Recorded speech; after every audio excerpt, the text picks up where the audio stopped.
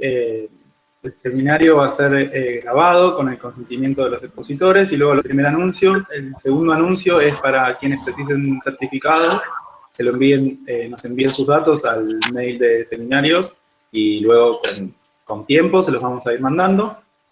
Y esos son los dos anuncios. Bueno, el seminario de hoy va a estar a cargo de la Cátedra de Mejoramiento Genético Animal. El profesor titular es el profesor Cantet. No sé si usted quiere presentar a los oradores, que son sus docentes, o lo dejo en mis manos, como se sienta. No, por favor, no quiero intruir en la organización de ustedes. Lo único que me preocupó es que al principio te escuché un poquito cortado, nada más. Saliste un poco sucio, no sé si todos tuvieron esa percepción, pero ahora me parecía que estaba saliendo mejor. Bueno, voy a cerrar la cámara solo para mejorar la conexión. Bueno, el seminario de hoy, entonces, se titula ¿Cómo se usa la información genómica en la evaluación de reproductores Brangus? Va a estar a cargo de los doctores Natalia Forneris y Sebastián Munilla.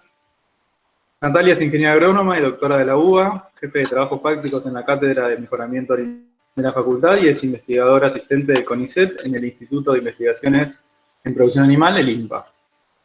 Sebastián Munilla es ingeniero agrónomo, doctor de la UBA y profesor adjunto de la Cátedra de Mejoramiento Genético Animal. También es investigador del CONICET, investigador adjunto en el mismo instituto, en el INPA. Así que ellos dos nos van a estar dando el seminario de hoy. Le damos la palabra, no sé quién va a comenzar, y si pueden comenzar con la presentación de PowerPoint, así vemos si se ve todo bien. Gracias, Pablo. Bueno, haciendo fútbol de primera, muevo yo, Pablo. Bueno, buenas tardes a todos, bienvenidos.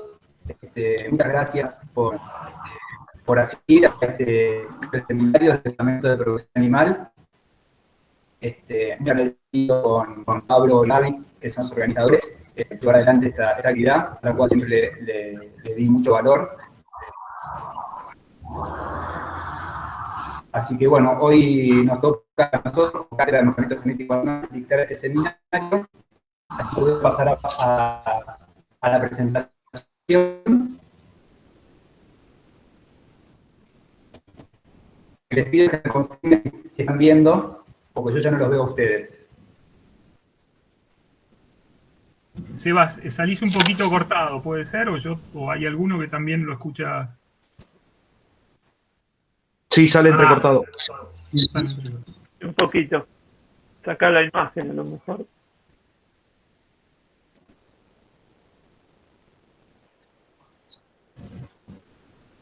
Bueno, voy a sacar la imagen.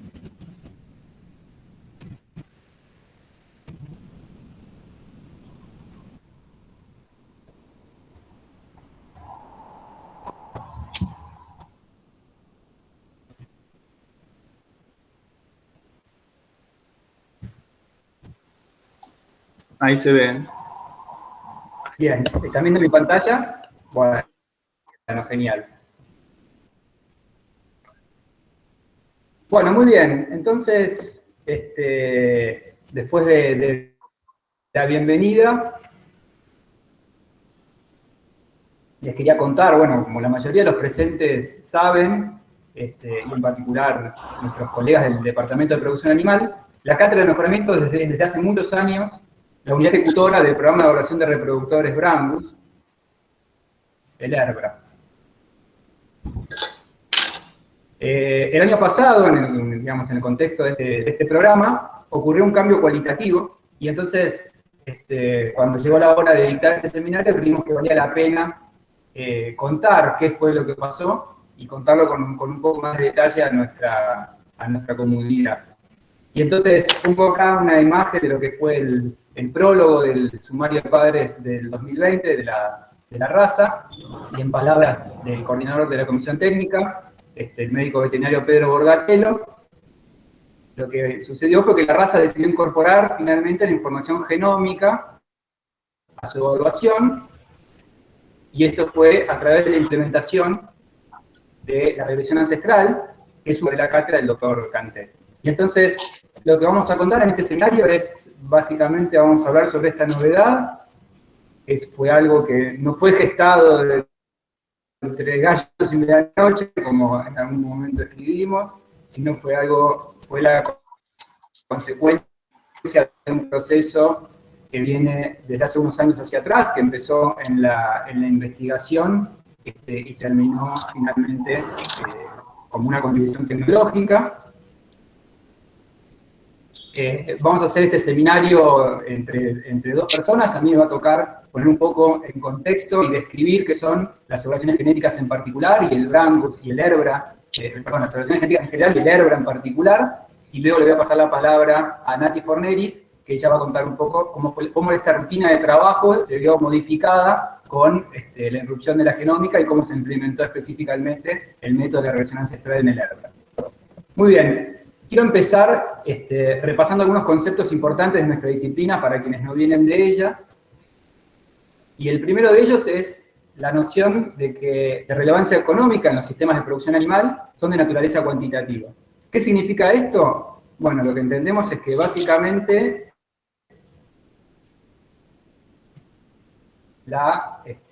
detrás, digamos, de esos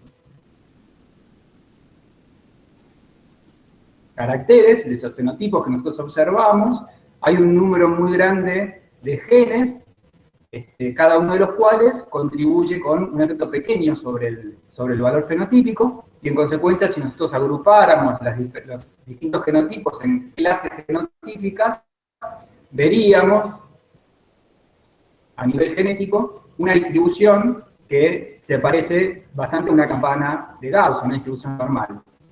A eso le tenemos que sumar que en general en la expresión de estos caracteres cuantitativos aparecen los efectos del ambiente, que genera que los límites de clase tiendan a borrarse, y en consecuencia lo más frecuente es que, de nuevo, las características de interés en las especies de interés ganadero son características que muestran distribución continua de fenotipos. Esto tiene un impacto sobre la forma en la que nosotros procedemos a hacer selección. A diferencia de caracteres que están gobernados por uno o pocos genes, como por ejemplo los caracteres que estudió Mendel, el gran desafío radica en identificar los genotipos, y una vez que tenemos identificados los genotipos procedemos a la selección.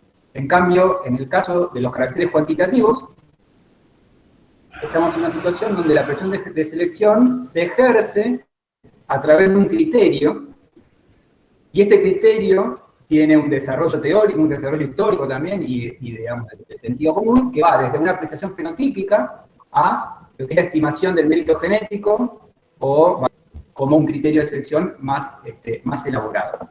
Cuando nosotros ejercemos presión de selección sobre los fenotipos, lo que obtenemos es una respuesta que se manifiesta generalmente en el desplazamiento de la media poblacional. Y esta respuesta es función básicamente de lo que llamamos el diferencial de selección, es decir, la diferencia entre los individuos selectos, el promedio de la población, y la heredabilidad del carácter. Esto da como resultado una ecuación que se la conoce como la Reader's Equation, que es la que tenemos, no en términos, digamos, de valor fenotípico, sino en términos de valores de cría. Entonces llegamos a una una expresión más general de lo que es el proceso genético o la respuesta a la selección,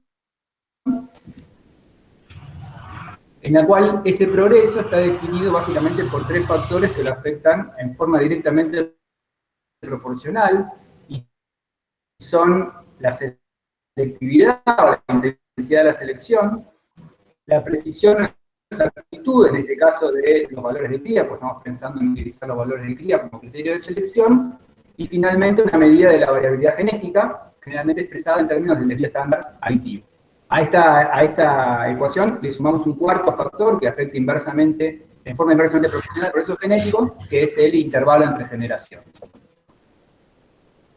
Bien, el esquema que estoy mostrando acá lo que muestra básicamente es cómo suelen organizarse las poblaciones de ganado doméstico de acuerdo a su nivel genético. Lo que vemos básicamente es una organización en tres estratos, una organización piramidal en tres estratos.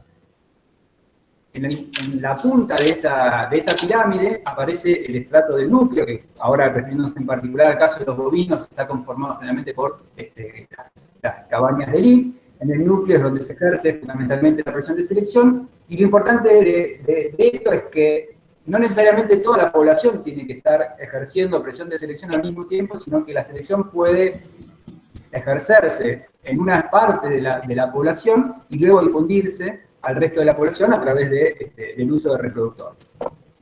Muy bien, entonces voy a pasar ahora a describir un poco cómo funciona un programa de evaluación genética en general. Y para empezar me gustaría, o me gusta a mí, mencionar estas citas que fueron recogidas en un libro sobre métodos de evaluación genética en ganado lechero y que están atribuidas a un granjero danés del siglo XIX. Dice entonces, traduciendo estas dos expresiones, dice: la habilidad de una vaca para producir más o menos grasa en la leche a partir del alimento que consume depende de la herencia. Y el aspecto externo de un animal no nos puede dar información respecto a la habilidad que tiene este animal para producir mayor o menor cantidad de leche en grasa. Esto ha llevado, digamos, y me gusta mencionarlo acá, a la idea, y en este sentido creo que la lechería hizo punta siempre en métodos de mejoramiento genético aplicados a la producción animal, a que uno no puede contar con los valores fenotípicos siempre, o peor aún, o cómo luce un animal para tomar decisiones de selección respecto a las características que tienen un impacto sobre el sistema. Y entonces, básicamente lo que decimos es, como decía ese granjero, poco nos puede decir mirar al toro. Entonces, que les presento acá, básicamente resumo en una línea de tiempo lo que fue la historia de las evaluaciones genéticas a la luz de otros hitos relacionados con el campo de la genética, como por ejemplo el descubrimiento de la estructura del ADN,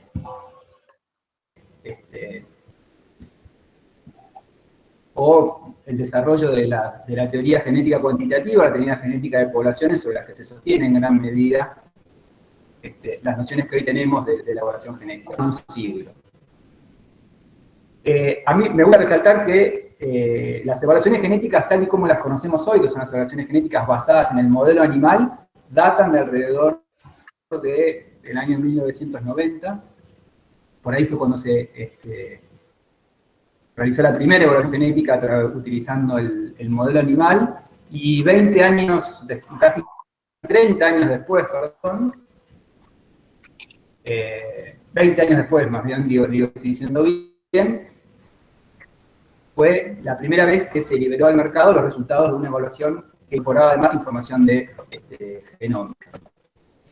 Muy bien. ¿Cómo funciona entonces un programa de evaluación genética? Bueno, básicamente es tiene una estructura cooperativa y en la cual existen criadores. Acá estoy refiriendo fundamentalmente a bovinos de carne, pero esto por supuesto aplica también a otras especies de interés ganadero. Entonces tenemos criadores que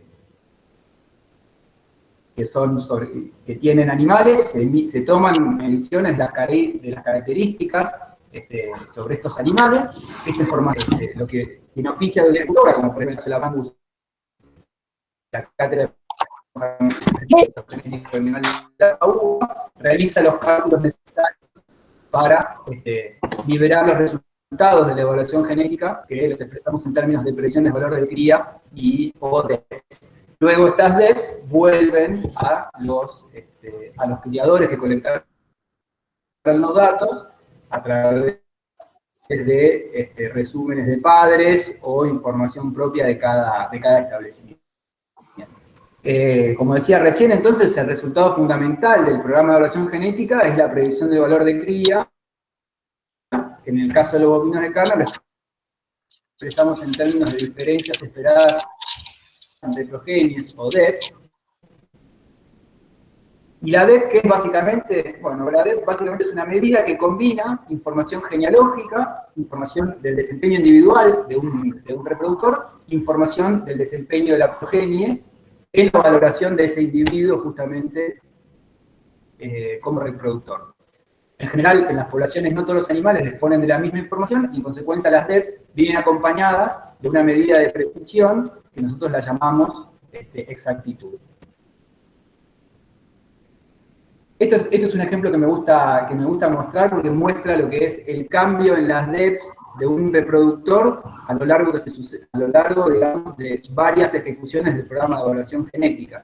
Este es un caso real de un toro que entró a la evaluación en el año 2014 y la única información que tenía disponible en ese momento era la información de sus padres. Yo veo chiquitito acá las fechas, pero creo que en 2016 apareció la primera corte de hijos en la base de datos del programa y eso cambió un poco el valor de la DEP, que en este caso está representado por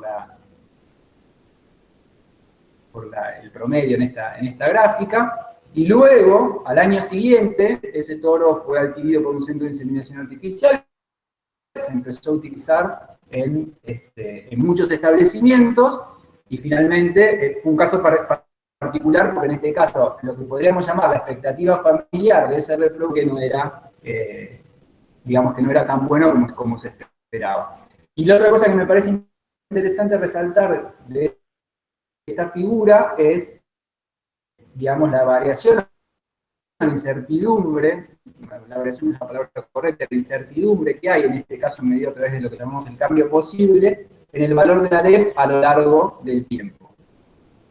Cuando empieza a aparecer mucha información del reproductor, sobre todo de su progenie, esa incertidumbre se vuelve muchísimo más pequeña.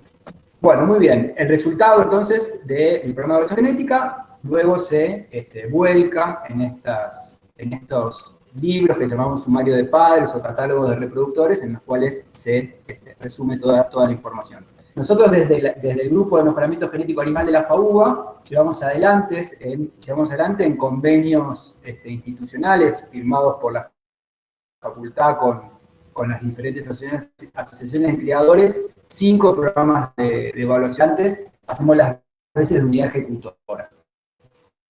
Las 5 razas son 5 razas carniceras, que son la Brangus, la Bradford,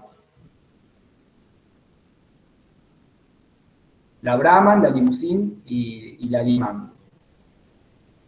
En todos los casos el esquema es más o menos similar. Brangus sí fue la primera que empezó con el tema de la genómica.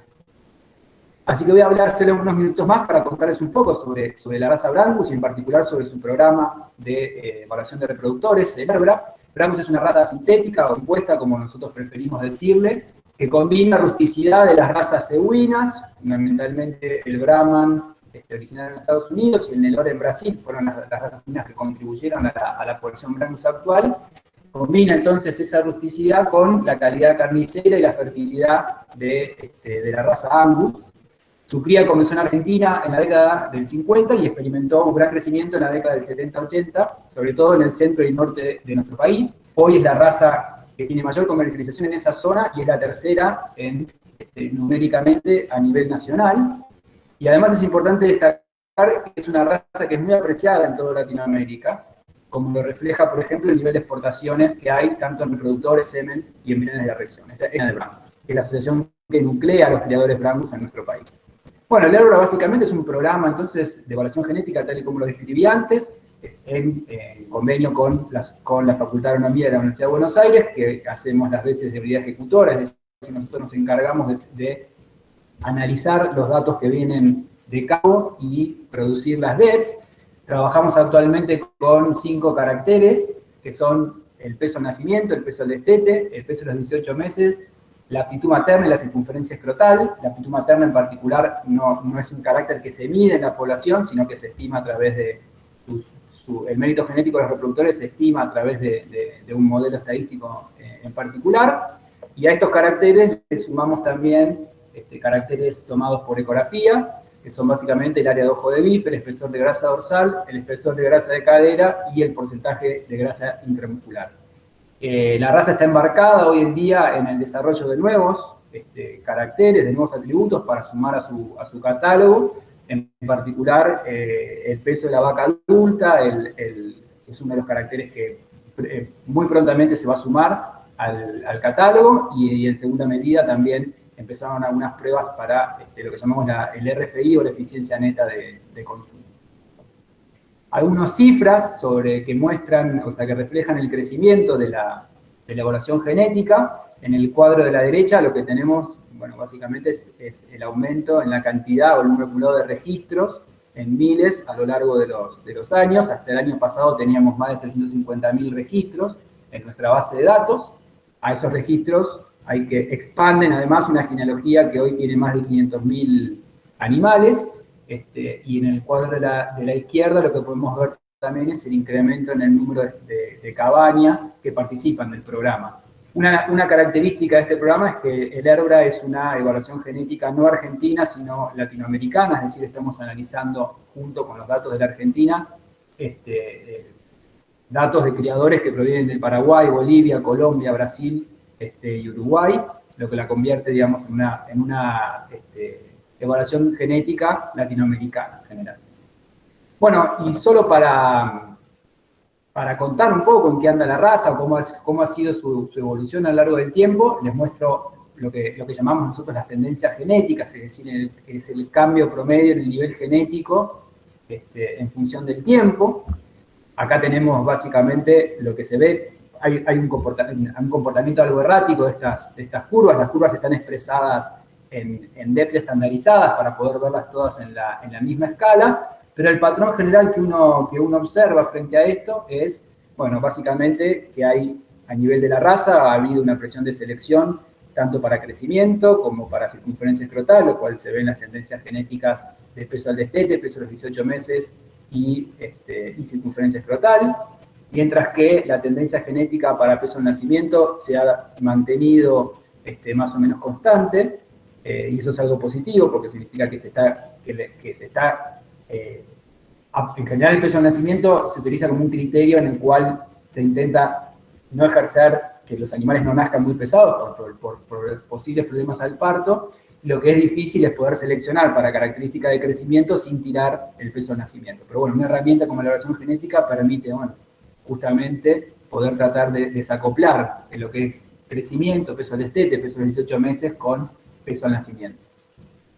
Otra cosa que me gusta mostrar es lo que ha pasado con la amplitud materna. La amplitud materna correlaciona negativamente con el peso al destete, y lo que se ve cuando uno mira las tendencias genéticas es que en los primeros años había una caída en la amplitud materna, luego una fase, digamos, constante, y finalmente en los últimos años empezó a repuntar este carácter de nuevo, lo que significa que los criadores están utilizando esta herramienta para tomar sus decisiones de selección, digo, a nivel global, a nivel de la raza, de modo tal de poder mejorar las características que interesan hacia el lado en el cual nos interesa particularmente.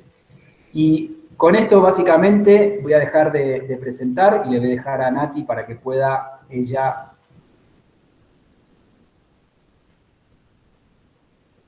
hacer su presentación. Y lo que viene ahora es, bueno, de golpe apareció también la genómica jugando un rol, y lo que queda entonces de la presentación, Nati nos va a contar cómo fue exactamente que jugó la genómica, cómo viene jugando en el mejoramiento genético animal en general, y cómo juega, o cómo jugó en particular en el programa de evaluación genética de la raza Brahmus. Nati, te dejo al auditorio.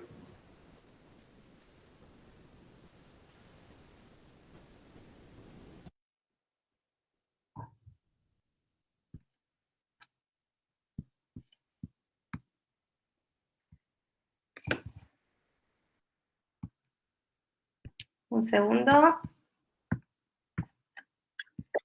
Tranquila. Lo he practicado, pero puede fallar. Siempre. Y estamos, casi que estamos. Y eso que practicamos el pase, pero bueno. Practicamos el pase. ¿Ahora lo ven bien? Sí, se ve bien, Nati. Se ven bien y salió buenísimo el pase. Perfecto. Bueno, ahora viene la parte de la genómica. La genómica introduce una nueva fuente de información a la evaluación genética. La información heredable, que es responsable de todo eso que medimos de un animal, por ejemplo, la pesada de balanza de un ternero, se encuentra en el interior de cada una de las células, así que tendríamos que hacer un zoom hasta allí, concretamente en el genoma. Y en el bovino ese genoma contiene 30 pares de cromosomas que están formados por ADN.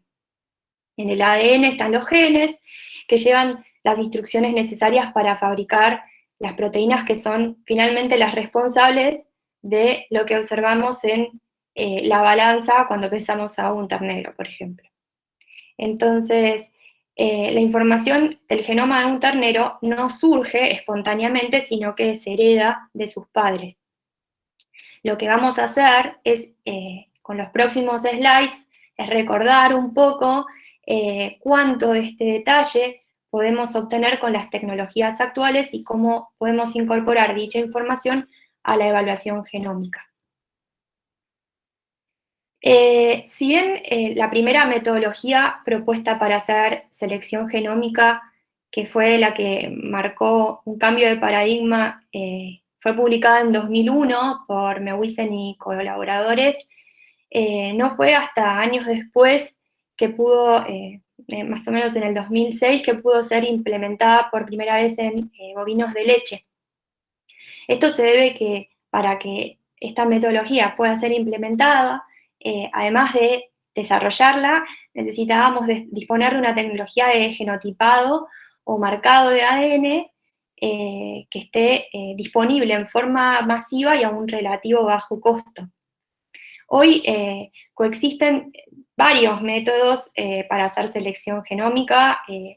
Los papers que estoy poniendo acá en pantalla son los de mayor difusión o las tecnologías que están ampliamente difundidas a nivel mundial, y la aplicación ha traspasado los límites del mejoramiento animal, alcanzando hoy la mejora de cultivos agrícolas y forestales.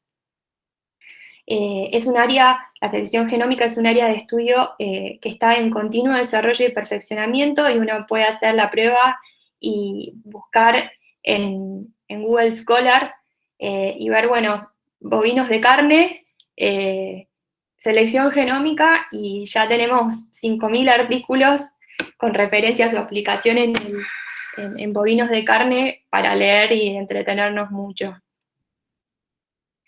¿Cuáles son las ideas generales de la selección genómica? Sin entrar en los detalles.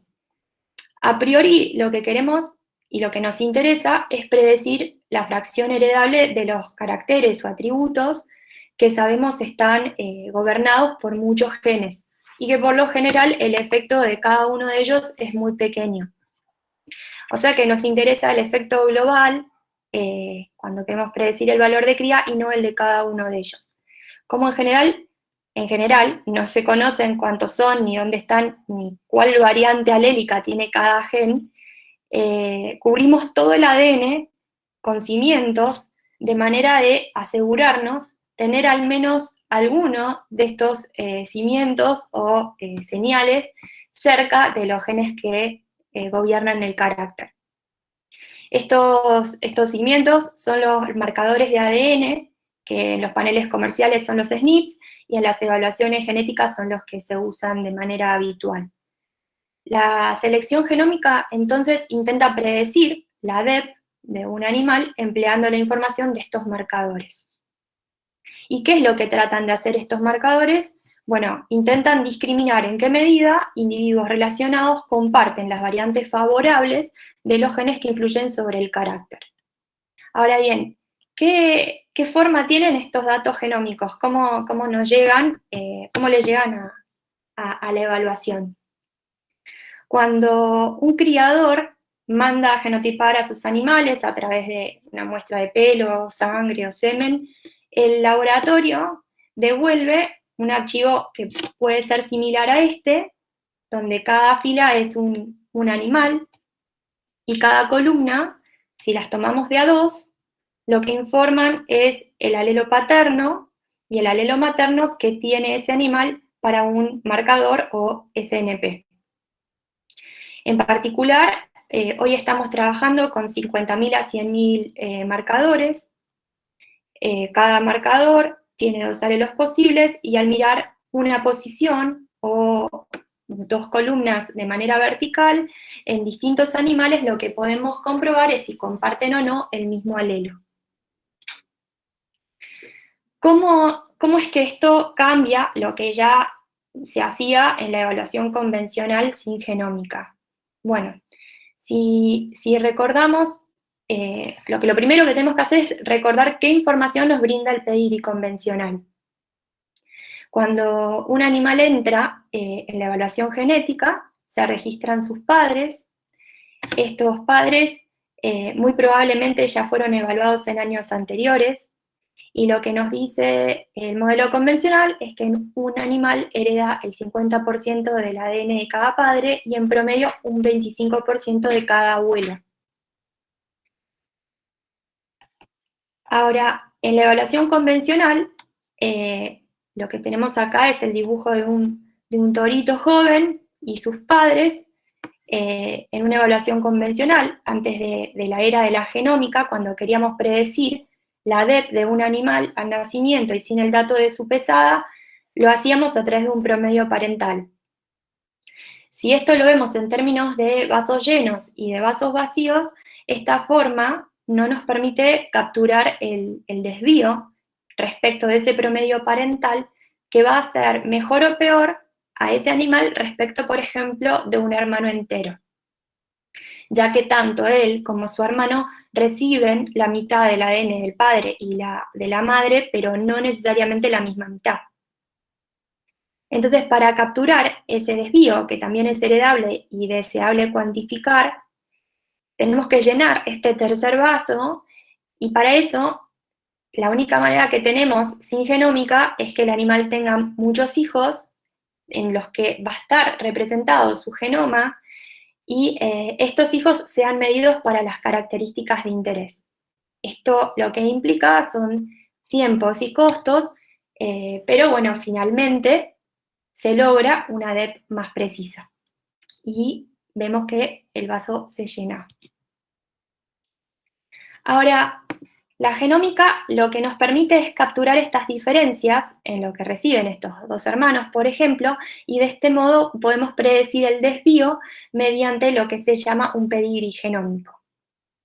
Acá puse el ejemplo de 2 vacas de la raza Brangus.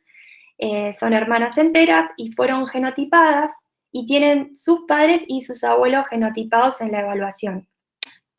Se lee de izquierda a derecha, y hacia la derecha están los animales más antiguos, o sea, están los 4 abuelos.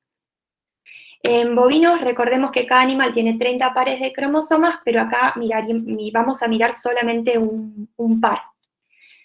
Cada abuelo tiene 2 cromosomas, uno paterno y otro materno, y están pintados de distinto color. Así que tenemos 8 colores diferentes. Los cromosomas no pasan enteros a las gametas, es decir, no pasan de un solo color, y el cromosoma paterno y materno de cada padre, en este caso de cada abuelo, se recombina al azar en la meiosis, y la combinación resultante es diferente en cada gameta que ese padre produzca. Así que un animal va a recibir una sola de todas las posibles combinaciones que podrían haber ocurrido. Al tener marcadores de ADN de los 4 abuelos, es decir, al tener los 4 abuelos genotipados, lo que yo puedo hacer es calcular la verdadera fracción de ADN que comparte cada una de estas vacas, nietas de estos abuelos, con los 4 abuelos.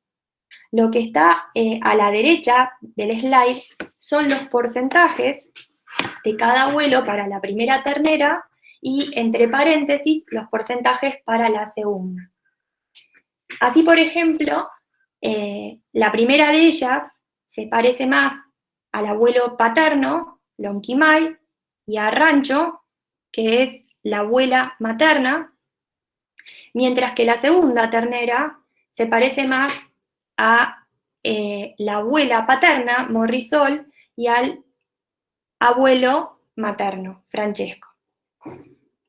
De este modo, en lugar de hacer la evaluación asumiendo que tienen un 25% de cada abuelo, lo que podemos hacer es utilizar estos marcadores calculados con estos valores, calculados con información genómica.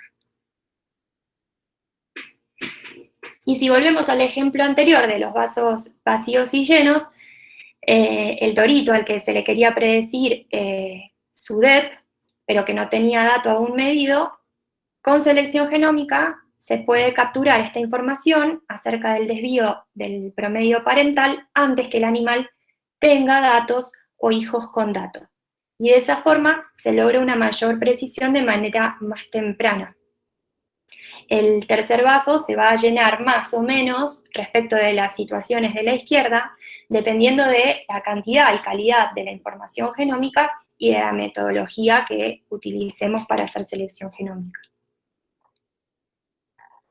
Si volvemos al ejemplo de las dos hermanas enteras, y ahora tratamos de entender cómo pueden estas discriminaciones en las relaciones de los abuelos impactar sobre sus DEPs, si miramos en el cuadrito que está abajo de todo, las DEPs para circunferencia escrotal de los 4 abuelos, un carácter que no se puede medir en ninguna de las dos terneras, podemos observar las DEPs de 0,87 para Lonquimay, 0,84 para Morrisol, 0,90 para Francesco y 0,99 para Rancho.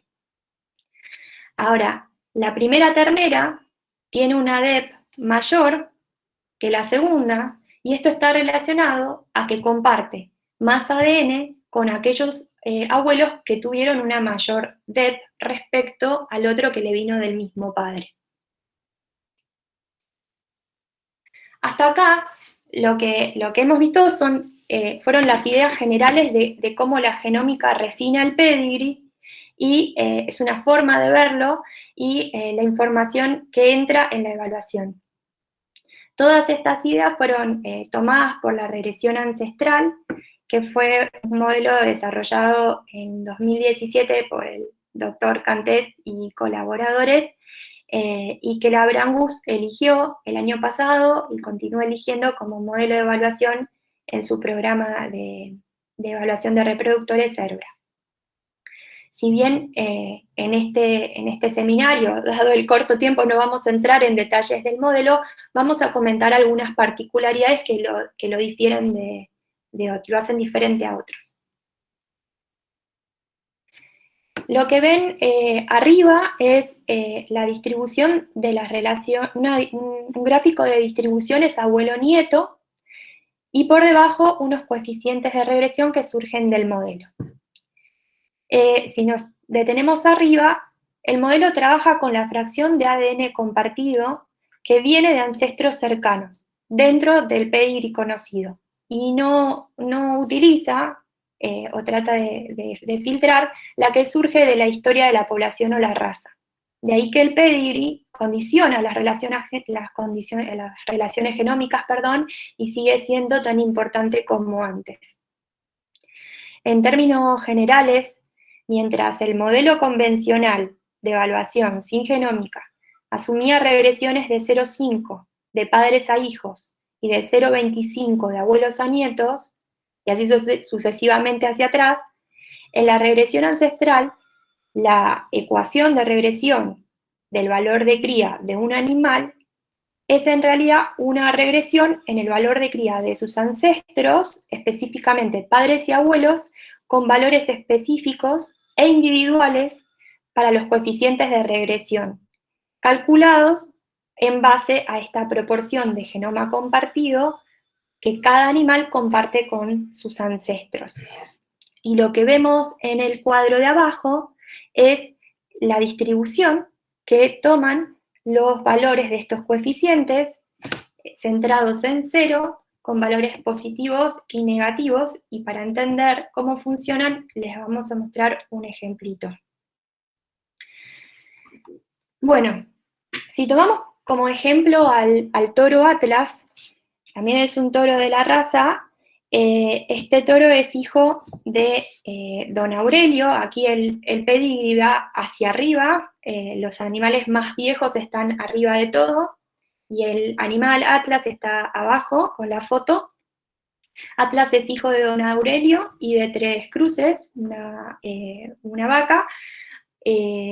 A su vez, don Aurelio es hijo de don Victorino y de Tres Cruces Cardenal, y la vaca Tres Cruces Independencia es hija de Independencia, un toro, y Tres Cruces 4463. Las moléculas de ADN que ven en azul en el slide, lo que indican es en la evaluación quiénes de estos animales estaban genotipados. Idealmente sería genial tener los 6 ancestros del animal genotipados. En algunos casos esto no sucedió. Lo que hace AR, o la regresión ancestral, es calcular un coeficiente adicional para el padre y otro para la madre. El del padre representa la relación a la abuela paterna. Perdón, el del padre lo que representa es cuánto más o cuánto menos tiene respecto del 25% esperado por pedigrí el abuelo paterno en relación a la abuela materna. Entonces, si vemos abajo la relación entre Atlas y don Victorino, que fue de 0.348, o sea, un 34,8%, y con su abuela materna es del 15,2%, el coeficiente toma un valor positivo, indicando que se parece más al abuelo paterno por vía paterna que a la abuela por esa misma vía. Lo mismo ocurre por vía materna, el coeficiente también toma un valor positivo porque se parece más al abuelo materno que a la abuela materna. Es un caso en particular, en otros casos, como vimos en el gráfico anterior, puede tomar valores negativos. Y ahora sí, ¿cómo estos coeficientes y cómo este modelo impactaron en los resultados de la evaluación del año pasado? Primero hablar un poco sobre cómo es la biblioteca genómica del Herbra hoy en día, y resaltar el esfuerzo que hicieron los criadores en la situación que viene viviendo el país en términos de inflación. Esto de haber podido incrementar en relativamente un corto tiempo la población de referencia o conjunto de animales genotipados de la evaluación, empezando con 14 animales y hoy en día teniendo cerca de 2.400 productos genotipificados. Inicialmente se comenzó por genotipificar a los toros líderes o de más difusión en la raza, y ahora, como van a ver en el gráfico que sigue, lo que mostramos es cómo es la cantidad de ancestros que tiene cada uno de estos animales genotipados.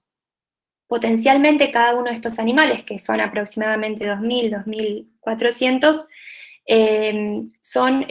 pueden tener sus 6 ancestros genotipificados, pero se ve que la mayoría tienen 1 o 2 ancestros genotipados, que no es algo malo porque en realidad estos animales impactan en muchos de los demás animales de la evaluación, porque si hacemos para cada clase cuántos hijos evaluados hay en el Herbra, vemos que los animales que tenían pocos ancestros genotipados tenían muchos hijos en la evaluación.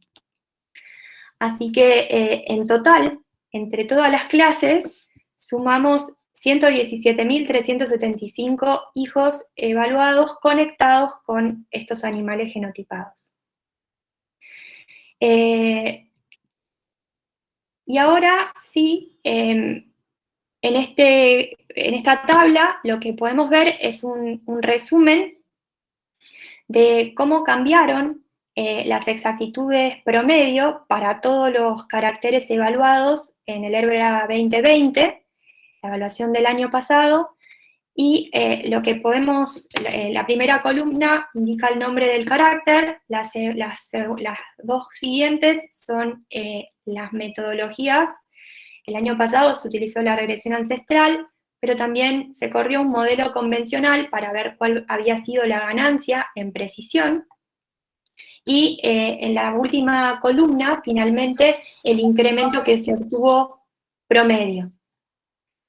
El método generó una ganancia en exactitud de las DEPs de todos los caracteres del catálogo, y tal como se observa, podemos ver que en aptitud materna es bastante notorio el aumento en exactitud respecto del modelo convencional.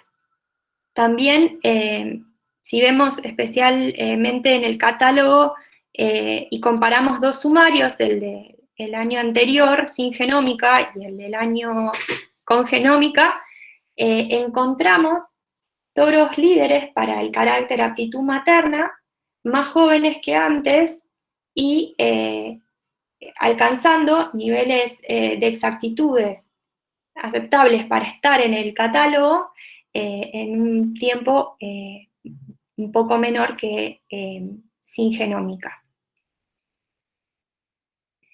¿Qué queda para el futuro? Esto recién empieza y hay varios atributos que resultan atractivos para trabajar y cuya medición ya está al alcance de la mano, como son la eficiencia neta de conversión, y por ejemplo otro carácter importante es la resistencia al parásito transmitido por la garrapata, o el conteo de folículos centrales mediante ecografía, que está vinculado con fertilidad, por ejemplo la precocidad y el número de partos que una hembra permanece en el rodeo. Y también podemos estar interesados en condiciones genéticas, en detectar abuelos maternos que no tenemos vinculados a través del pedigrí aún, y esto pueden ser muchísimos más que los que estoy nombrando. Finalmente, el mensaje que les queremos dejar es que la genómica es una tecnología que llegó para quedarse, que no hay atajos, y que el empleo de esta tecnología se justifica si se complementa el esfuerzo que lleva adelante la Asociación de Criadores de Evaluación Genética, para que de alguna manera estos costos de genotipificación se puedan justificar y con el tiempo se puedan amortizar en la medida que la información también se emplee en varios objetivos al mismo tiempo. Bueno, con esto para mí es todo. Les agradezco un montón que nos hayan escuchado y supongo que tal vez haya espacio para preguntas. Bueno, muy bien, muchas gracias Nati y Seba. Bueno, tenemos tiempo para preguntas y levantamos la mano y por orden me pueden abrir el micrófono y preguntar. A ver, Eduardo Pablo Capa levantó la mano. Sí, gracias. Bueno, gracias Sebas y Nati por este seminario, esta charla. Mi pregunta era un poco más para la parte de Natalia, de regresión ancestral. Y bueno, tengo dos preguntas. La primera tenía que ver con los porcentajes de variación de ganancia respecto al convencional varían bastante por caracteres. Hay algunos de 4 y otros de 50 o 20, o sea, bastante variables. Justo aptitud materna, que se veía en el gráfico que había presentado Sebas, que una tendencia más o menos baja es la que ganó más. Bueno, y quería saber eso, qué hipótesis tienen de causas de esas distintas ganancias, estructura o arquitectura del carácter, o información que lleva ese carácter, o respecto a eso. Esa era mi primera pregunta. Edu, a ver si te entendí bien, la pregunta es ¿por qué crees que aumentó más en aptitud materna? No, ¿por qué hay tanta variación entre caracteres? Algunos 4% y otros unos 20 y pico por ciento, 50% hay, respecto al convencional. Sí. Se refiere a la ganancia en exactitud, Nat. Sí. La pregunta es, ¿por qué tenés más exactitud en aptitud materna, la ganancia en exactitud en aptitud materna, en general con los métodos de selección genómica, que con peso de nacimiento? Sí, yo lo pensaba por el lado del tiempo, o sea, hay más nietas, en los casos donde aumentó más la exactitud, había nietas de estos animales genotipados o hermanos. Okay. Y entonces eso hizo el cambio en la precisión. Por eso, ahí la uno con mi segunda pregunta, porque vos hiciste hincapié en tu charla respecto de que hay muchos de estos padres o abuelos que no están genotipados. Entonces, esa variación que puede haber por carácter puede ser por la cantidad de información genómica que tienen esos animales para ese carácter respecto para otro carácter, o no. Y eso, si podías detallar un poco más, porque es común esto de que tengamos padres o abuelos genotipados y no genotipados, es muy común eso. ¿Cómo haces con los betas del que no tienen información? O sea, esos quedan en cero, porque vos, la filmina decía menos beta, no hay ningún número ahí. O sea, ¿cómo queda eso? Eso es lo que no entendí tampoco, digamos. ¿Cómo es que cuando no hay información genómica, cómo se forma ese breeding value por regresión ancestral cuando no tiene información de un abuelo o de uno de los padres? Bien. ¿Puedo ayudar a contestar? Perdón, porque es una muy buena pregunta. Me gustaría hacerme cargo, digamos, como padre del modelo, digamos. Si es que el coordinador me autoriza. O la coordinadora. Adelante, por favor. Sí, como no, doctor. Yo creo que hay tres elementos que contestan esa pregunta, Eduardo. No sé exactamente cuál es el impacto de cada uno, pero son tres efectos importantes. Acá me gustaría llamar la atención de Miguel en estos aspectos, porque él puede aportar también. El primer comentario es que la aptitud materna es un carácter tardío, de observación tardía, con lo cual hay menos información que, por ejemplo, el peso a nacer. El peso a nacer tenemos un montón y es muy temprano, con lo cual prácticamente un gran número de animales ya tiene esa información. Cuando vos ya tenés el carácter medido, el impacto de la genómica es mucho menor. Esto sería la primera parte. Bien. El segundo aspecto es la calidad del pedigree. Y yo te puedo decir lo siguiente, las políticas digamos, de aceptación o inscripción de animales en las razas compuestas es más liberal que en las razas tradicionales, ¿no es cierto? Entonces, una gran parte de los animales brangus no tienen información completa del pedigree más allá de los padres, incluso a veces a una gran mayoría le faltan los abuelos. Es un gran impacto que ha hecho la genómica en brangus en particular, y creo que lo mismo va a pasar en Bradford, es completar, entre comillas, el pedigree, o sea, que ha agregado más información. Ese sería para mí el segundo impacto. Y el tercero alude directamente a lo que vos, de algún modo, empezaste a arañar, y que Nati me lo mostró en un slide de ella, que es cuando mostró el ADN. Ella muestra el ADN y yo creo que esto es muy importante, y ahí lo quiero llamar la atención de Miguel, ya que tiene la cortesía de escucharnos, porque para mí esto sí es realmente importante. Para la gente por ejemplo, como Rafael o a Sebastián de Mira, que los veo por ahí, los más genetistas moleculares, les digo que los genes acá no tienen mucho que ver, porque este modelo ignora completamente a los genes desde el punto de vista del efecto del gen. Está sumando todos los efectos. Ahora bien, cuando Nati mostró el ADN, ¿se acuerdan que era la serie con todas las ACT, GT, ST, todas las bases? Ella mostró y dijo rápidamente, por simplicidad, ADN paterno, ADN materno. Bueno, eso no es estrictamente así. Es verdad, es el ADN paterno y materno, pero nosotros desconocemos con esta forma de genotipar lo que se llama la fase. ¿Hay algún micrófono abierto? Agradecería que me lo cierren, por favor. Bien, entonces, creo que es el tuyo, Eduardo. Perdón, ese el ruido me hace como eco. Entonces, decía que la fase en realidad a priori es desconocida, ¿sí? Entonces, eso hace, desde el punto de vista predictivo, si uno mira la relación de parentesco, asume que es conocida. O sea, si hay una paternidad equivocada, el modelo clásico la ha tomado como la que nosotros informamos ser. Entonces, desde el punto de vista predictivo, el pedigree es un parámetro del modelo, pero en el modelo convencional es fijo, es decir, es condicional a ese pedigree, y la exactitud es condicional a ese pedigree.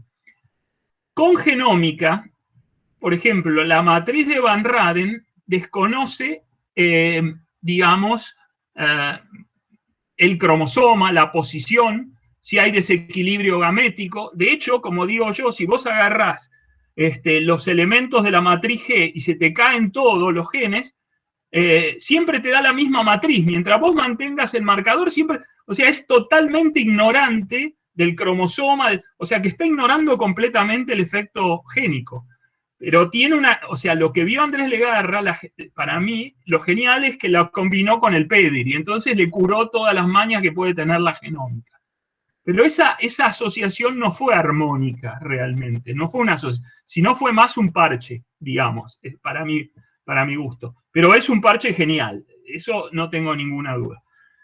Ahora bien, nosotros reconocemos ese problema que vos decís. Por ejemplo, Nati presentó un toro donde vos tenés genotipados los dos, todos los machos, pero no las hembras. O sea, los dos abuelos y el padre, faltaban las dos abuelas y la madre. Y fíjate vos que si mirás el slide de Nati, los betas favorecían a los abuelos. Es decir, y es lógico, muy posiblemente el método de estimación que usamos tiende a subestimar la contribución genómica o genética real del animal que no está genotipado. Yo reconocí esa deficiencia rápidamente, sin embargo, curar eso es de algún modo complicado porque necesitaría, y ya que lo tengo al presidente y al gerente, hacer una fuerte presión para genotipar todos los abuelos y todas las abuelas posibles, y cuando uno hace números son mucho menos de lo que realmente parece. Entonces, una forma de resolver esa incertidumbre en las estimaciones de los betas no está incorporada en la evaluación. O sea que mete más variabilidad y explica lo que vos, la respuesta, digamos. Vos tenés variabilidad debido a que no tenés información completa. Bien, entonces, ¿qué es lo que estamos haciendo ahora? Bueno, lo estamos haciendo ahora, pero con una base de gran calidad, que es la base de los cerdos de la PIC, donde tenemos, de 3.000 animales, tenemos información completa, los 4. Y en vez de utilizar el método que usamos, es decir, trabajar mucho sobre relaciones de parentesco de pedigree o relaciones de parentesco estimadas punto a punto, como es el método de Hani-Avni, como son todos los métodos que se ofrecen ahora, trabajamos en una idea completamente distinta, tratando de respetar más la herencia del ADN, que es detectar las recombinaciones, trabajar sobre los segmentos. Y para eso necesitamos las 3 generaciones. ¿Por qué? Porque de ese modo conocemos la famosa fase. Entonces, ahí sí es tal cual como Nati explicó. Es decir, vos decís, esta columna de ADN viene del padre y esta columna de ADN viene de la madre. Pero no te importa en una posición en particular. Para un cromosoma lo que te importa es ver qué pedazos vinieron de un abuelo y lo que no vino del abuelo vino de la abuela. Y no hay otra posibilidad. Con lo cual vos tenés mucho menos incertidumbre, pero para eso necesitas los 4 abuelos y los 2 padres. ¿Está claro? Y como demostró Nati en un paper que acaba de ella de enviar, que participaba con Sebastián, no te podés incluso quedar en los abuelos en la teoría. Vos tendrías que tener hasta los ancestros que generan consanguinidad. O sea, la realidad es esa. Idealmente, la información sería hasta los ancestros que tienen consanguinidad.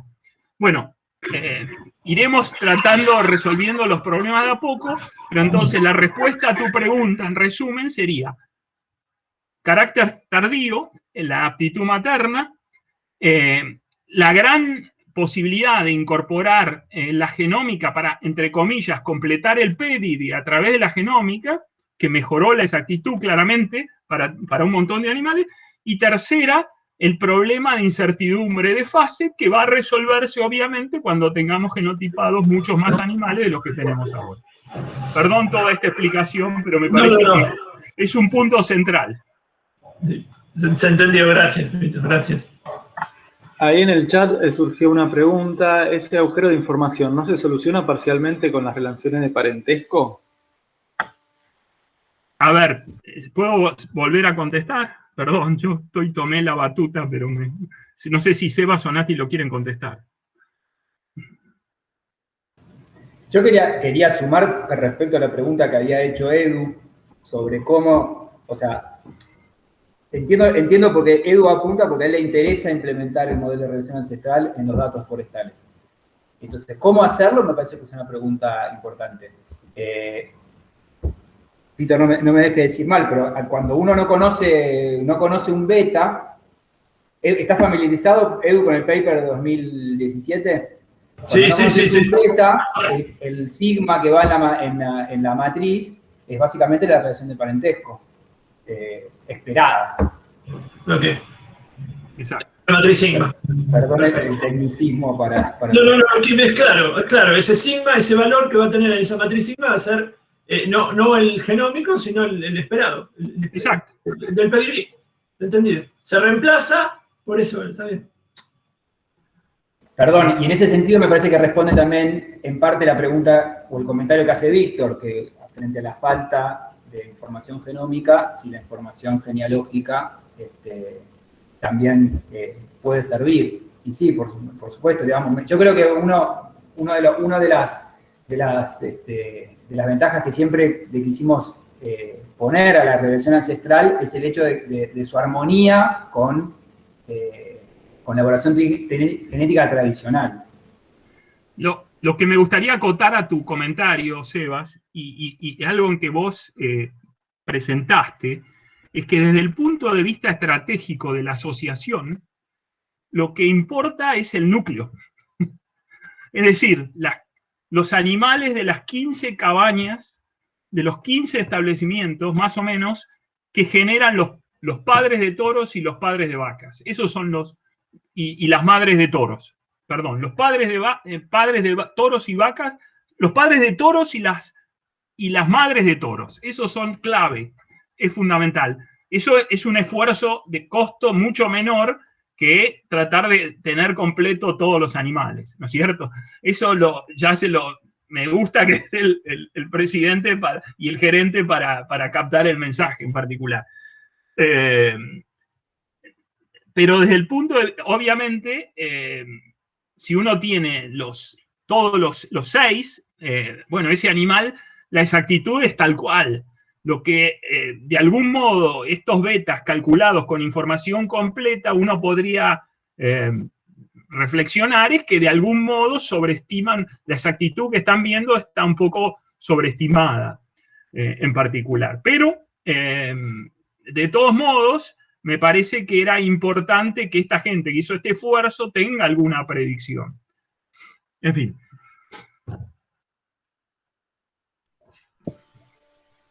Bueno, tenemos una pregunta de Rafael Fernández que no sé si fue contestada. ¿Puede ser que dependan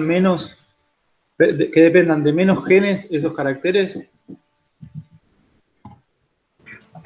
Yo creo que, Rafa, Fito ya mencionó, estos modelos, digamos, no se centran en la existencia, no digo en la existencia, lo que quiero decir, son modelos estadísticos aplicados sobre datos fenotípicos. Y no es una cuestión de la cantidad de genes que están detrás de un carácter u otro. De hecho, la aptitud materna como carácter en sí es difícil de definir, ¿no? Para nosotros la aptitud materna es el peso al destete de las nietas de un toro, por ejemplo, ¿no? Así es como estimamos la aptitud materna. Yo creo que la respuesta fundamental está en términos de la cantidad de información que hay entre los distintos caracteres, porque si uno mira la tabla que mostró Nati sobre los incrementos en exactitud de los diferentes caracteres, ven que la selección genómica, y esto no es de la regresión ancestral, esto es de todos los otros métodos también de selección genómica, tiene mucho más impacto en caracteres para los cuales hay menos información. Nati lo que presentó Nati no sé si es correcto lo que digo, es el promedio de exactitudes de toda la población evaluada o de los candidatos a la selección. No sé cuál de las dos presentas en esa tabla. Perdón, no lo dije, de los candidatos a la selección. Claro, entonces estamos hablando, los candidatos a la selección son los terneros, digamos, de las últimas cortes, ¿no? No sé, por ahí, Nati. Sí, los últimos. Y perdón, Sebas, acotando tu comentario, además, el modelo estadístico es lo mismo, es en el caso del modelo convencional. El modelo convencional no apunta a ningún número de genes en particular, sino a una distribución normal de lo que llamamos los valores de cría que las DEP quieren predecir. No sé si me escucha. ¿Me escucha? No. Sí, te escuchamos, Rafa.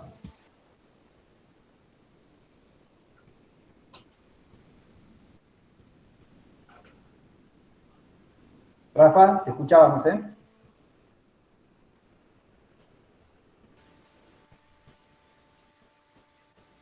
Bueno, ahí lo perdimos, pero me da el pie para hacer otro comentario, que yo creo que en nuestra disciplina hay muchos colegas que critican fuertemente el uso de estos modelos para desentrañar la arquitectura genética, entre ellos quien sería nuestro abuelo académico o el padre académico del doctor Cantet, Daniel Llanola. O sea, hay una crítica fuerte sobre todo al uso de estos modelos, de nuevo, digo, para desentrañar algo de la arquitectura genética, por ejemplo, decir, bueno, cuántos genes están detrás de un carácter cuantitativo, etc. Sebas, aprovecho el bache.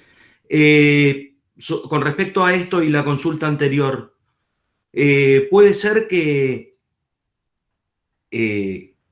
una respuesta indirecta sea que todo el modelo se basa en medir las consecuencias más que las causas, digamos.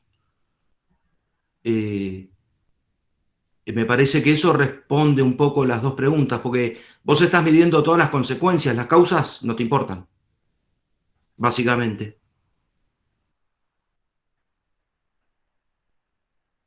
Perdón por la síntesis extrema. Sí, estoy tratando de decodificarla. Sí, quizás entiendo a ver si lo que te referís es, nosotros, digamos, observamos estos datos, o sea, observamos este conjunto de datos, y en función de este conjunto de datos, no sé si te entendí bien qué es exactamente lo que... No, yo tampoco me entendí, pero tengo una intuición. Yo te entendí, Víctor. Epistemológica.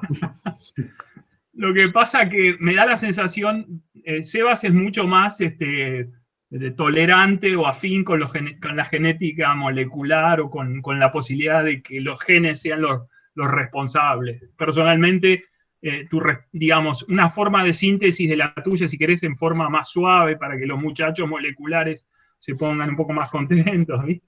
Pero la verdad que es poco el impacto real de un geno u otro, porque tenemos un total desconocimiento de la arquitectura genética y creo que nunca no vamos a poder entenderla, porque tampoco entendemos claramente los efectos no genéticos, cómo juegan, y básicamente yo creo que este modelo todavía tiene alguna característica más, que es el hecho que, por ejemplo, el tema de la epistasis, que es un efecto genético, una interacción entre genes en particular.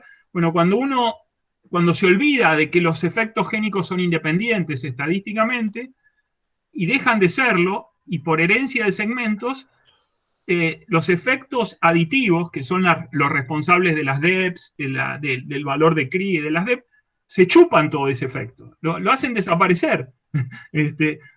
Para un estadístico es fácil de entender porque si hay muchas interacciones, vos podés eventualmente convergen o sea, vas a tener digamos, un modelo por animal, y entonces vas a tener la variabilidad misma del modelo infinitesimal. Con esto te quiero decir que el determinismo génico es más complejo. De hecho, los genes funcionan en cadena o en secuencias, y no sabemos bien cuáles son los tiempos de algunos efectos, como por ejemplo efectos más tardíos, como si uno quiere el área de ojo de bife. Y bueno, hay todo un crecimiento asociado desde que nació el animal hasta ese momento. Cómo jugaron los genes en cada momento para que esa área de ojo de bife pase a ser 85 o 93, y bueno, eso es mucho más complicado, y desde el punto de vista para vos, que lo único que te importa es que yo te diga quién es el mejor toro para área de ojo de bife, y para mí también es completamente irrelevante. Quizás los chicos lo van a hacer más suaves, pero la realidad es esa, digamos. En fin, no sé me encantaría escucharlo a Miguel. A Miguel, porque sí, ya que lo tenemos acá, ¿viste? Justo tenía levantada la mano. Yo no quería comentar sobre ese punto, sino una curiosidad sobre la implementación de este modelo ancestral. O sea, en las evaluaciones genómicas, digamos, típicas de GBLUP, de las de Van Raden y demás, o sea, hacemos una matriz genómica de todos los individuos, ¿no? O el single step. Pero en esto de la ancestral... La G, perdón, Miguel, la G es solo para los genotipados. Bueno, sigo, y luego el single pero en lo del ancestral se hace para cada individuo teniendo en cuenta solo los ancestros de ese individuo, no acabo de entender muy bien. Exactamente. O sea, la relación, los coeficientes beta, los parámetros del modelo, son estimados con la información de los 4 abuelos y los 2 padres. Y no hace y cuenta el individuo, perdón. O sea, no hay más ancestros que entren en la evaluación.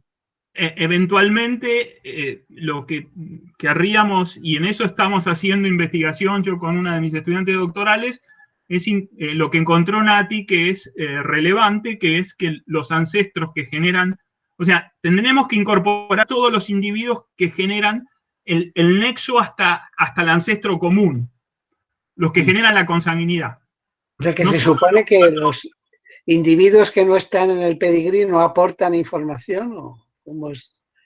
No, cuando vos calculás la matriz que yo llamo sigma, como dijo Sebastián, cuando un individuo tiene los padres conocidos, ese elemento es como si fuera el de la matriz convencional, es como si fuera el de A. O sea, sigma para los genotipados tiene una conformación distinta en función de la información, y para los no genotipados, entre ellos va a ser A, y con los genotipados va a jugar la información genómica cambiando las relaciones de parentesco entre los genotipados y los no genotipados. ¿Y eso hace que sea, digamos, computacionalmente más sencillo o más complicado? Yo creo que Nati estaría bueno que conteste esa pregunta. O sea, ahora que tuvimos que preprocesar porque no había suficientes parentescos para hacerlo todo completo, hicimos más pasos de los que idealmente uno haría. En simulaciones y en un escenario donde uno tiene los ancestros genotipados, una vez que las relaciones están disponibles y ya calculadas, sea por una G de Van Raden o una G de lo que uno quiera entre esos animales, calcular sigma, por ejemplo, lleva 6 minutos en un pedigree de 10.000 animales, y la otra matriz, o sea, invertir la matriz G entera, lleva 40 minutos. Ese es como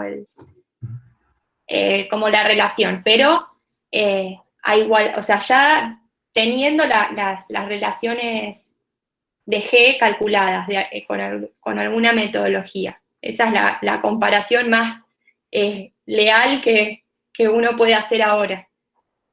Quiero agregar, Miguel, que para calcular en realidad, o sea, sí, lleva más tiempo calcular los betas, estimar los betas, ¿de acuerdo? Eso sí, porque que la de Van Raden, pero cuando hay que resolver las ecuaciones de modelo mixto, que es la tarea año a año de evaluación genética, sigma, no necesitamos sigma, necesitamos sigma inversa.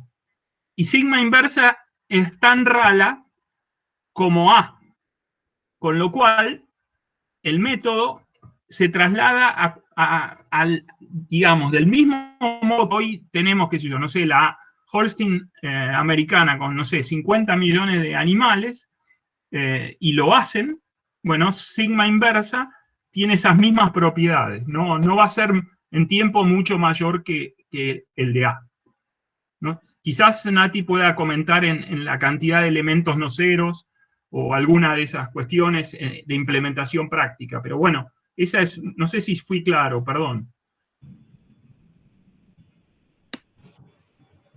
Tienes el teléfono, el micrófono silenciado, Miguel. No, de acuerdo, de acuerdo. No, perdón. Perdón, Fito, entonces para entender bien, nosotros podemos incluir animales que tengan algunos parentales o abuelos genotipados o no, incluso los que no tienen ningún parental genotipado, porque eso sale por pedigrí directo. O sea que esto sirve para todo. Resumiendo un poco lo que venía diciendo Miguel. Esta teoría se confunde con la clásica, y cuando no hay información va por la clásica, y cuando hay información va por los beta y trayendo información de ahí. Exactamente. Perfecto. Bueno, es interesante, ¿no? Es un comentario interesante. Y otra cosa, Fito, que yo lo escucho muchas veces decir, y creo que ahora estoy un poco entendiendo eso, como que ahora o sea que la información acá es a nivel individual, a nivel de individuo, de vaca, de toro, y no a nivel poblacional tanto. Absolutamente. Lo que ocurre, claro. O sea, si vos te lo voy a poner así, si vos mirás la teoría clásica, empezás con digamos, con la genética de poblaciones, ¿no es cierto? O sea, lo que nosotros queremos hacer, en última instancia, es construir una matriz de relaciones. Empecemos por ahí, ¿no? O mejor dicho, utilizar las relaciones de parentesco para desentrañar las predicciones del mérito genético. Entonces, empecemos, suponete que vamos a usar solo información poblacional, ¿sí? Entonces, empezás vos, si hubiéramos estado en el, qué sé yo, 1950, usaríamos Hardy-Weinberg. De hecho, en la práctica, cuando usamos el método convencional, estamos asumiendo Hardy-Weinberg y random mating, o sea, que cualquier animal se aparea con otro. Bueno, eso es una falacia total. Ahí lo veo a Hernán Petit, lo saludo. Él no va a aparear sus vacas con cualquier toro en particular, lo mismo va a hacer Víctor, no van a hacer eso. O sea que ya no hay apareamiento aleatorio. Pero el problema es que si vos tomás Hardy-Weinberg y querés armar un pedigree, lo que tenés que suponer, si vos tenés 100 padres, es que cualquier animal puede tener un hijo de cualquiera de esos 100 padres. Porque eso es Hardy-Weinberg, ¿entendés? ¿Viste? Bueno, eso por un lado. Si vos vas, Henderson, o sea que Hardy-Weinberg sería estadísticamente un modelo marginal, digamos, es un modelo marginal. Sobre muestreo repetido, en infinitas veces, en general vas a elegir el padre correcto y la madre correcta. En el otro extremo, en los años 80, apareció un tipo que se llama Kingman y revolucionó la genética de poblaciones haciendo la teoría de la coalescencia. La teoría de la coalescencia, en vez de ir desde arriba hacia abajo, va de los últimos animales hasta los antecesores en común. Pero ¿qué pasaba con esa teoría? Que cuando tiene que subir buscando quién es el padre de quién para ir buscando las conexiones, también tira la moneda. Entonces, ante 3 padres posibles, tira la moneda. Por suerte, un tipo de Harvard que se llama John Wakely se dio cuenta en 2012 que el pedigree es un parámetro, porque la realidad es lo que decía Henderson, los genotipos no bajan de cualquier toro, bajan del toro que es el padre y de la vaca que es la madre, y es así tal cual, no hay vuelta que darle. Con lo cual, el pedigree es un parámetro del sistema. Y lo que hace Henderson es hacer un modelo condicional a que papá y mamá están en la evaluación genética. Y ese es el modelo animal que hemos usado hasta ese momento, ¿no es cierto? Ahora bien, lo que ocurre es que cuando vamos a ver ADN, ¿qué ocurre? Que no vemos genes como los muchachos piensan. Lo que no es que no haya genes, los genes están, obviamente. Lo que vemos es lo que mostró Nati, A, C, G, T, T, T, T, T, T. Bueno, a Van Raden, que quería armar una matriz, se le ocurrió, bueno, hagamos una matriz usando un parámetro poblacional, que es las frecuencias génicas. No, la trampa es que no son las frecuencias génicas, son las frecuencias de los marcadores, ¿entendés? Y los marcadores están sesgados por el proceso de selección. Hay marcadores que tienen un más de 0,01. ¿Qué quiere decir? Que el 99% de los animales tiene adenina o timina y el 1% no tiene nada, con lo cual no marcan nada esos marcadores desde el punto de vista práctico, etc. Entonces, lo que necesitamos, o sea, si la genómica va a ayudar, es, en vez de transformar la información poblacional, necesita información individual. Entonces, mi pensamiento actual es, ¿qué es lo mejor que puedo hacer con los datos que tengo y con esta tecnología de ADN, que en el fondo es pedorra, hablando en criollo? ¿Por qué? Porque no me da la fase. Por ejemplo, si me diera la fase, hay para darle la fase, pero yo le tendría que decir a Víctor que si para genotipar con fase capaz cuesta $100 por animal. Y a Hernán capaz no le gusta mucho que le digan eso, ¿viste? Arreglátelas con $30, ¿viste? ¿Entendés? Entonces, lo que se nos ocurrió hace un tiempo es darnos cuenta que en vez de mirar a los marcadores, miramos al haplotipo que se transmite. Es decir, ¿cuánto a los segmentos? Entonces, lo que necesitamos es que la información sea individual y no poblacional. La matriz de Van Raden es una matriz basada en información poblacional. Y en la simulación me quedó absolutamente claro que hizo Nati, ¿viste? ¿Por qué? Porque lo que hicimos es favorecerla totalmente. ¿Y por qué la favorecimos? Porque hicimos muestreo repetido. ¿Entendés? Que no es la práctica. En la práctica vos tenés los genotipos que pagaron Víctor y Hernán y el pedigree que ellos armaron. Y es condicional. Y no hay muestreo repetido, ¿viste? Hay eso. Es un modelo condicional. Y es la estadística del siglo, de fines del siglo XX. Se acabó el muestreo repetido. En epidemiología se dieron cuenta de usar distribuciones causales. Es decir, condicional a lo que realmente ocurrió. ¿Entendés? Lo que dijo Víctor es la consecuencia, no la causa, digamos. O si querés, la causa inferida a través de los segmentos. Entonces, ahora, mi pensamiento es, bueno, y el trabajo que estamos haciendo con Belsi, estamos mirando a segmentos, a la información de segmentos. ¿Por qué?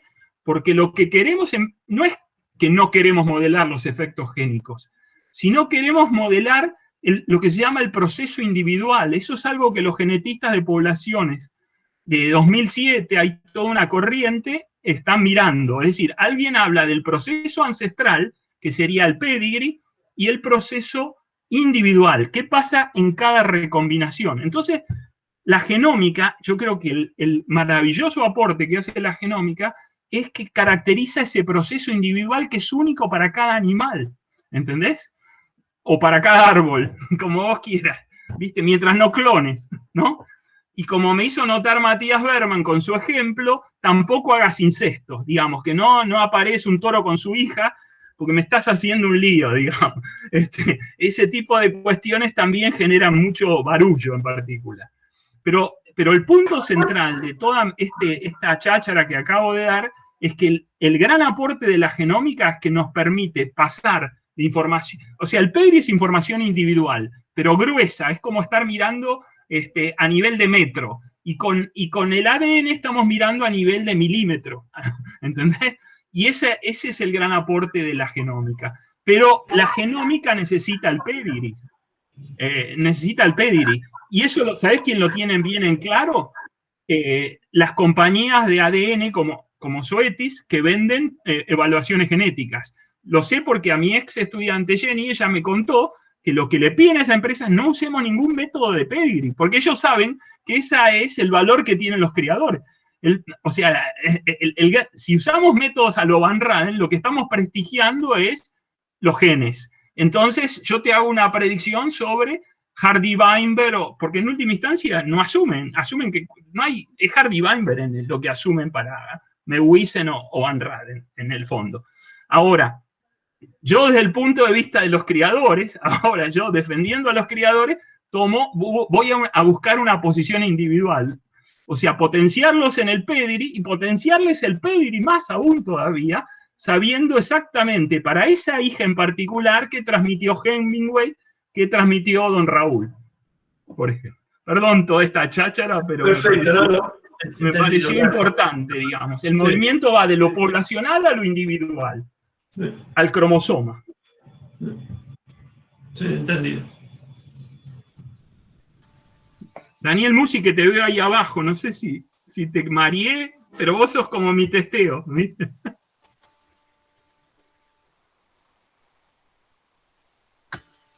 Bueno, muy bien. Tenemos saludos en el chat de Daniel Salamone, que dice muy buena la charla y las presentaciones. Lucas Martínez también dice muy interesante, muchas gracias. Captado el mensaje, dice Bernard Magás. Daniel Musi acaba de levantar la mano y bueno, y después debemos ir cerrando el seminario, pero adelante con la última pregunta. Hola a todos, muy bueno el seminario, los felicito. Me parece que desde el punto de vista de estrategia, Fito, hablar solamente del genotipado de abuelos representa un cierto nivel de riesgo. Creo que desde el punto de vista de las asociaciones de criadores deberían apuntar al genotipado de toda una generación, porque en algún momento son los candidatos de los cuales habló Natalia anteriormente, con los cuales comparaba el incremento en la precisión. Con lo cual, hablar nada más que de unas pocas cabañas, que son las líderes, también plantea ciertas preguntas sobre cómo son los líderes dentro de una población animal en las cuales no se están midiendo las mejoras en distintos rasgos, sino que las capacidades para ser pertenecientes a ese pequeño grupo de influyentes tienen muchos otros componentes que no son solamente los que tienen que ver con la genética. A mí me parece que lo que sí debe impulsarse es el genotipado de toda la generación tras generación como para ser utilizado realmente la herramienta en profundidad. Hablar de abuelos exclusivamente puede ser algo coyuntural en este momento como punto de partida, pero como estructura para una asociación de criadores debería apuntar a el genotipado de toda la generación de animales más jóvenes como para continuar en el futuro. Gracias por la oportunidad de opinar y les mando un abrazo muy grande. Daniel, perdón, espero no haberte dado una mala idea. Cuando yo dije los abuelos es en relación a la predicción de ese ternero, del ternero. Pero desde el punto de vista de la asociación, y eso se los dije hace tiempo, el gran problema que tuvimos de entrada fue definir cuáles son los candidatos a la selección. Eventualmente nos dimos cuenta que, o yo personalmente, y esto es una opinión y por supuesto es discutible, pero yo creo que para la Asociación Argentina de Brangus, lo mismo que para la Asociación de Bradford, e incluso te diría para Limangus, bueno, Limangus es mucho más chica, pero vamos, por lo menos en Brangus te lo puedo asegurar, los candidatos a la selección son los animales que van a las exposiciones nacionales y Palermo. Esos son los candidatos a la selección.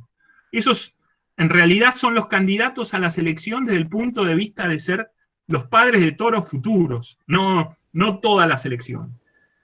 Dado el costo del genotipado, de algún modo me sentí en la obligación de ser responsable en mi asesoramiento sobre qué genotipar. Obviamente se me preguntó qué genotipar, pero obviamente me hubiera encantado decirles, muchachos, genotipen todo, pero de algún modo uno tiene que crear una prioridad. Y en tal sentido, digamos, a priori, no sé, en 20 años podemos tener todos los animales genotipados si es que la investigación y la ingeniería van tan rápido en este país como para permitir generar máquinas de genotipar y tecnologías de genotipado que sean locales.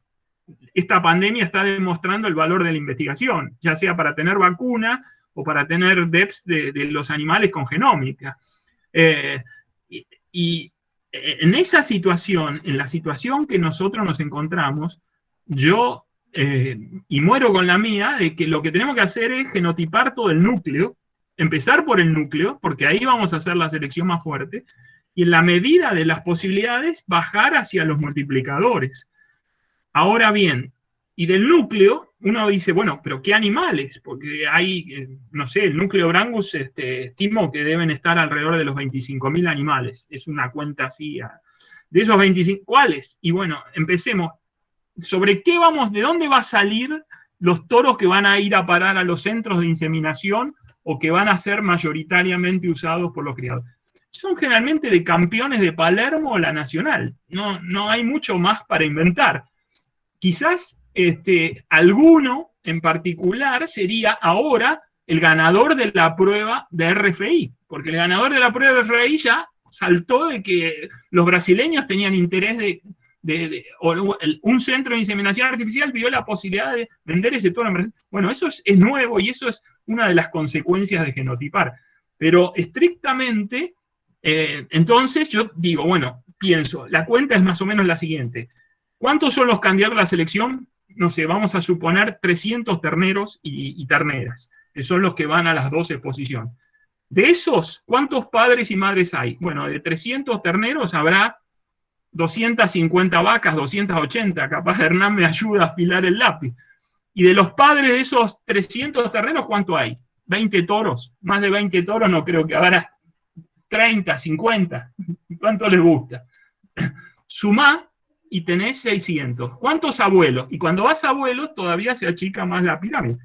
Y la cosa se complica, por ejemplo, vi a Francesco ahí. Yo vi que una de las abuelas de Francesco es una controlada.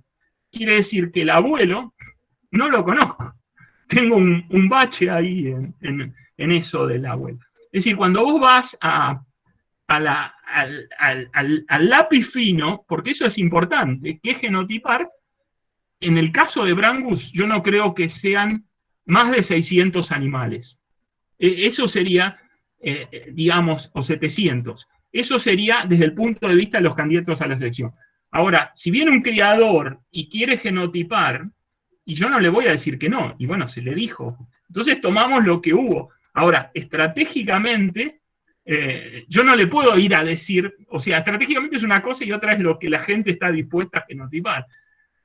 Yo, por ejemplo, a Víctor, a Hernán, a Tres Cruces, a las Lilas, les puedo decir, miren, yo les sugiero genotipar esto y muy posiblemente ellos me llamen. Ahora, si otros quieren genotipar, yo no tengo, no lo puedo impedir. Y de hecho se los voy a agradecer porque nos van a ayudar.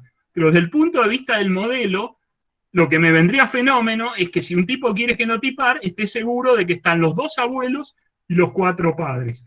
Y aprovecho la última, y para no sacarle más tiempo a nadie, uno de los problemas que vimos con cualquier modelo es que la información viene de tener por lo menos los 2 padres.